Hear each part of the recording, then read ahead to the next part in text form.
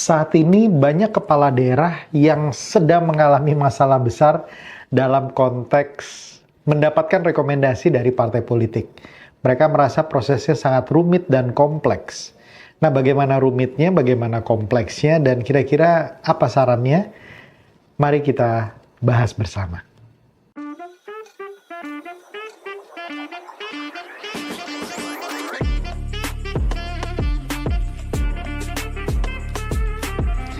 Hai Sobat Politician Academy, bertemu lagi dengan Bogas Chandra, coach dari Politician Academy.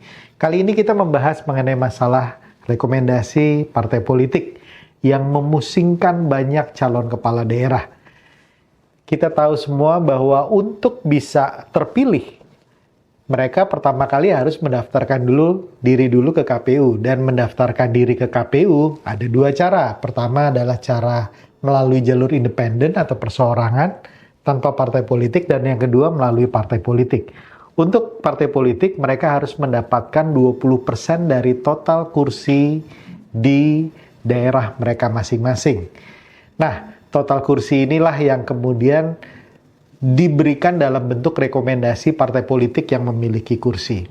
Permasalahannya sekarang berbeda dengan pilkada-pilkada sebelumnya. Pilkada kali ini itu prosesnya menjadi sangat rumit. Mengapa menjadi sangat rumit? Paling tidak ada 3 hal yang saya catat. Yang pertama, tentu saja dasarnya adalah setiap partai menginginkan orang yang didukung oleh partai mereka untuk bisa memenangkan pilkada. Karena secara kenyataan politik di lapangan sudah terbukti di dalam pileg lalu bahwa kalau kader mereka atau orang yang mereka usung menjadi kepala daerah berhasil, biasanya kursi legislatif di wilayah tersebut akan bertambah. Belum lagi dengan eksistensi dan kelangsungan hidup partai politik yang partai mendukung calon kepala daerah tersebut berhasil, akan semakin baik eksistensinya. Nah, ini yang membuat para partai politik, elit-elit partai politik betul-betul sangat mempertimbangkan siapa yang terbaik dan paling mungkin memenangkan. Tentu saja mereka mempunyai berbagai indikator. Yang pertama tentu saja popularitas dan elektabilitas. Dan ini biasanya diukur dengan hasil survei. Mereka akan memberikan rekomendasi lebih besar kalau yang maju adalah mereka yang menjadi petahana. Itu modal yang sangat besar karena popularitas, elektabilitas itu pasti mereka memiliki dan basis masanya sudah jelas. Faktor kedua tentu saja yang mereka pertimbangkan adalah kemampuan finansial. Karena untuk maju, untuk menang, memerlukan jumlah angka yang cukup besar untuk bisa memenangkan pilkada.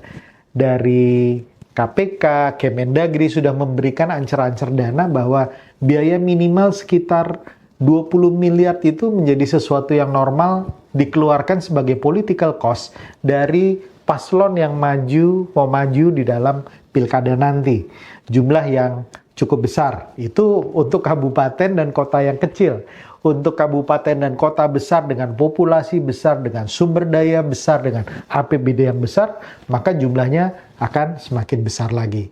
Nah, tetapi di luar faktor 2 tadi, ada faktor-faktor lain yang sulit diukur oleh hal-hal yang sifatnya bisa diukur seperti survei. Misalnya faktor kedekatan dengan elit politik. Nah, ini susah untuk diukur dan dekatnya dengan siapapun akan menjadi dilema dan masalah bagi seseorang. Sebagai contoh misalnya ada kasus di Sumatera Utara di mana dia memimpin sebuah partai politik dan kemudian keberhasilan luar biasa didapatkan dengan mendapatkan kursi yang luar biasa banyak, tetapi kemudian dia yang awalnya berniat untuk menjadi calon gubernur kemudian tidak bisa maju karena ada perintah partai, ada orang lain yang maju yang mempunyai relasi khusus dengan orang yang sangat penting. Nah, mungkin Anda bisa kira-kira siapa itu, tapi di sini saya ingin memberikan contoh bahwa partai politik ingin menang dan juga ingin memastikan calonnya untuk bisa maju, tetapi pertimbangannya nggak cuma satu.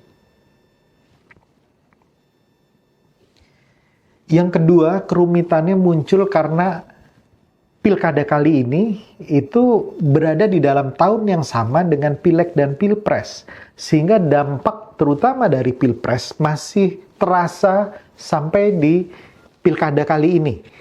Jadi Pilpres yang memenangkan Prabowo yang merupakan ketua umum dari Gerindra, yang di-endorse oleh Jokowi, dan kemudian merupakan gabungan koalisi dari partai-partai yang bergabung di dalam KIM, Koalisi Indonesia Maju, ingin mengulang kesuksesan mereka di daerah-daerah yang melakukan pilkada ini, ya, terutama di daerah-daerah yang sangat strategis dan mempunyai basis massa besar seperti di Jawa, ya, Jawa Tengah, Jawa Timur, Jawa Barat, Banten, DKI yang sangat prestisius, dan di tempat-tempat lain yang basis massanya sangat besar. Mereka ingin mengulang kesuksesan koalisi ini berhasil di tempat-tempat tersebut. Yang menjadi masalah adalah dinamikanya berbeda antara apa yang terjadi kemarin di Pilpres dan dinamika di tiap-tiap daerah. Karena di tiap-tiap daerah, setiap partai itu biasanya sudah memiliki orang-orang kuat, orang-orang yang sudah memiliki basis massa yang bagus, popularitas yang cukup tinggi. Tetapi ini mungkin tidak cocok bila digabungkan dengan strategi di level nasional. Nah, hal inilah yang mengakibatkan beberapa partai terlihat tidak pede untuk mengajukan calon-calonnya. Ya, bahkan ada partai-partai tertentu yang calon-calon kandidatnya dan kadernya sudah sangat mengakar, udah sangat kuat, popularitasnya sangat tinggi, tapi partainya sampai sekarang belum mengeluarkan rekomendasi. Nah, ini jadi sebuah masalah karena berkaitan dengan rekomendasi tersebut, ini ada pembicaraan tingkat elit di pusat untuk membagi-bagi wilayah. Nah, ini yang kemudian nggak terlalu cocok dengan apa yang terjadi di level daerah, ya, terutama di provinsi-provinsi besar. Kemudian di level provinsi dan kabupaten kota.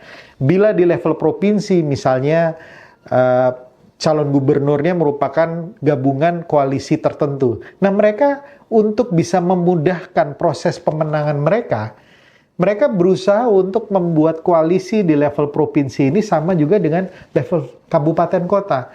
Nah, sekali lagi dinamikanya menjadi sangat menarik karena tidak bisa linear seperti itu. Ya, setiap daerah sudah mempunyai aktor-aktor, sudah mempunyai tokoh-tokoh yang sudah mempunyai afiliasi partai politik sejak lama dan sudah mempunyai hubungan yang berbeda dengan apa yang terjadi di level nasional. Nah, inilah yang mengakibatkan proses rekomendasi tidak menjadi sebuah proses yang mudah dan proses yang linear. Ya, jadi ini unsur kedua atau faktor kedua yang mengakibatkan itu menjadi rumit.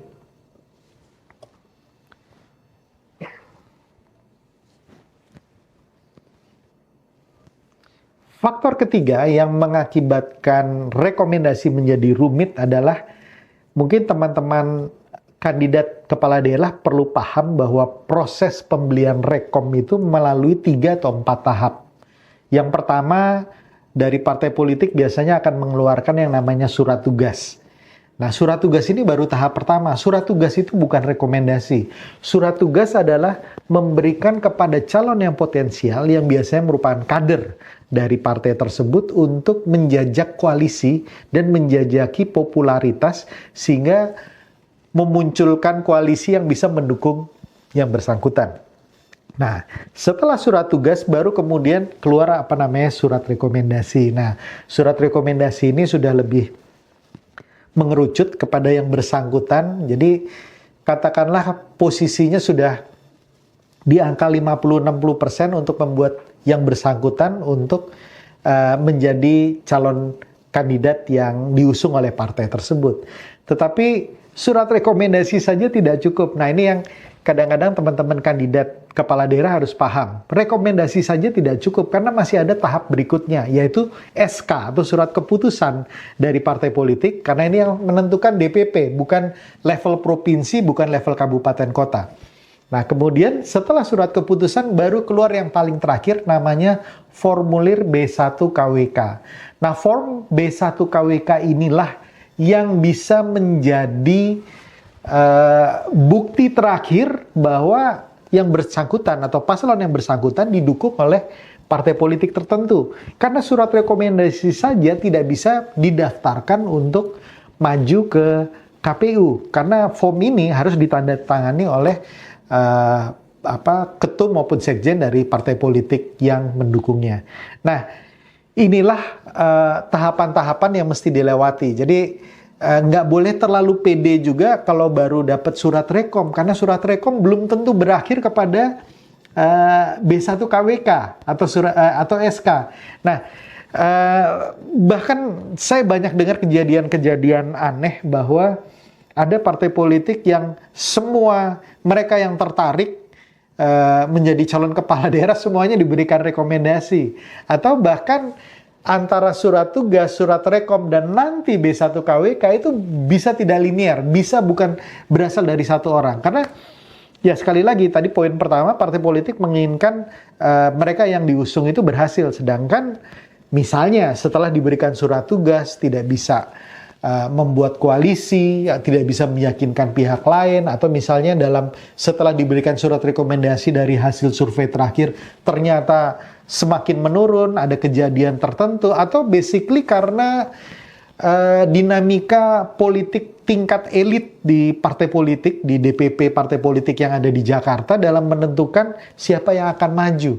Karena pada akhirnya itu yang menentukan. Ya, jadi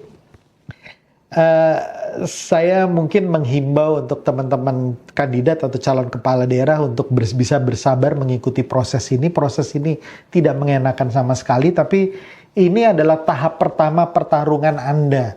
Ya, jadi tahap pertama pertarungan ini mesti dimenangkan dengan baik.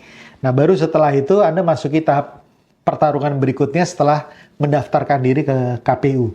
Nah, tahap ketiga nanti setelah hasilnya selesai, apakah terjadi sengketa atau tidak, itu adalah tahap pertarungan berikutnya. Jadi ada 3 tahap pertarungan, dan di tahap sekarang ini adalah tahap yang paling menentukan. Kenapa? Karena kalau Anda tidak mendapatkan B1 KWK dari partai politik, berarti Anda akan gagal sebagai paslon. Walaupun misalnya popularitas Anda paling tinggi, walaupun mungkin modal finansial Anda paling besar, tapi itu tidak menentukan. Sayang sekali ya.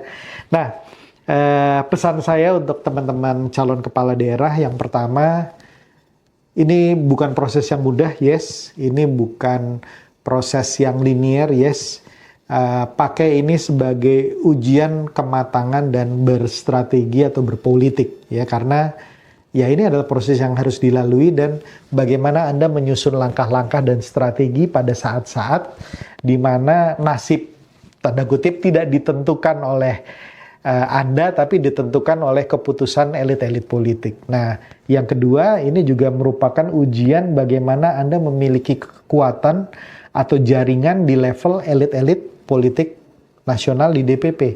Ya, kalau Anda memiliki hubungan yang baik dengan mereka, aktor-aktor politik yang ada di DPP, orang-orang penting, misalnya ketum, sekjen, bapilu, siapapun di situ yang bisa menentukan karir politik Anda berikutnya, maka ya ini merupakan bagian dari keberhasilan Anda. Dan yang ketiga, usul saya, Anda tetap tidak boleh baper, harus tetap rasional, ya, karena di dalam politik tidak boleh baper, tidak boleh bawa emosi, tetap berpikir rasional menentukan langkah-langkah berikutnya. Yang pasti satu hal, kita boleh merencanakan, tetapi garis tangan untuk menjadi kepala daerah atau bertarung dan lain-lain tetap ada di tangan Tuhan. Bisa ambil hikmah dari semua peristiwa yang terjadi, semua langkah-langkah politik Anda, dan tentukan kemudian langkah politik yang terbaik bagi Anda. Saya doakan kesuksesan dan keberhasilan untuk teman-teman semua bisa mendapatkan rekomendasi partai politik dan kemudian mendaftarkan KPU dan kemudian bisa bertarung ke tahap berikutnya. Semoga bermanfaat dan semoga tetap semangat, dan salam kebangsaan.